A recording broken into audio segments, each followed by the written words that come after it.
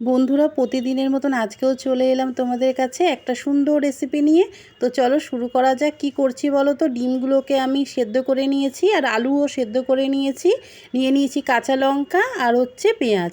এবারে কি করলাম বলো তো, ছুরি দিয়ে ডিমগুলোকে হাফ করেছি, করে কুসুমগুলো বার করে নিলাম। এবার কুসুমগুলো দিয়ে কাঁচা লঙ্কা আর পেঁয়াজ আর দেখলে হাফ আলু, পুরো আলুটা আমি দিইনি, নুন দিয়ে ভালো করে আমরা মেখে নেবো, যেমন আমরা ভর্তা করি ওই টাইপের মেখে নিলাম। মেখে নিয়ে এবার কী করলাম বলো তো, ডিমের থেকে যে কুসুমগুলো আমি বার করে নিয়েছি এবার ওর মধ্যেই দেখো কী সুন্দর করে ভরে দিচ্ছি, দেখতে পাচ্ছ? দেখো এইভাবে প্রত্যেকটা আমি ভরে নেব। এই রেসিপিটা দেখো দেখো তো তোমাদের কেমন লাগে। দেখো কি সুন্দর প্রত্যেক কটা সুন্দর করে ভরে নিলাম, দেখতে পাচ্ছ? হয়ে গেছে। এবারে কি করবো বলো তো, কড়াইতে তেল দিয়ে দেবো।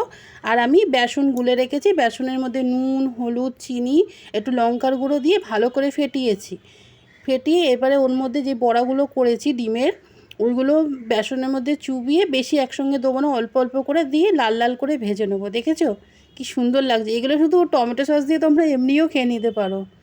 দেখো কি সুন্দর লাগছে না? বাকিগুলো ওই একই নিয়মে ভেজে নেব। বেসনটা দেখবে খুব ঘনও না, খুব পাতলাও না, মোটামুটি যেমন আমরা করি বড়া বা কোনো রকমের তরকারিতে করতে গেলে যেরকম বেসনটা গুলি, একটু ঘন ঘন ওই রকমভাবে গুলে নিয়েছি। নিয়ে দেখো সুন্দর করে প্রত্যেক কটা ভেজে নেব, আস্তে আস্তে করে ভাজবো, গ্যাস জোরে করব না। এরপরে দিয়ে দিলাম পেঁয়াজগুলো ভালো করে লাল লাল করে আগে ভাজবো। কাঁচা পেঁয়াজের মধ্যে মশলা দিলে বন্ধুরা ভালো হবে না, পেঁয়াজটা একটু ধৈর্য ধরে লাল লাল করে ভাজবে।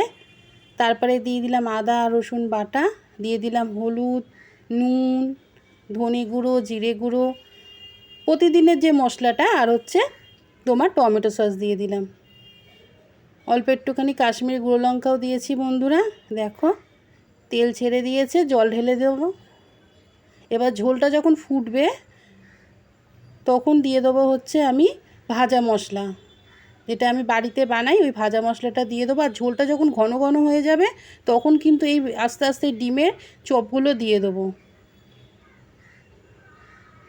তারপরে দিয়ে দেবো, হয়ে নামানোর আগে যখন হয়ে আসবে তখন দিয়ে দেবো কসুরি মেথি। দারুণ টেস্ট হয় বন্ধুরা, তুমি রুটি ভাত যে কোনো জিনিস দিয়ে খেতে পারো। দেখো কি সুন্দর লাগছে না বন্ধুরা? আর আমার যদি ভিডিও ভালো লাগে আমাকে দেখতে থেকো। টাটা।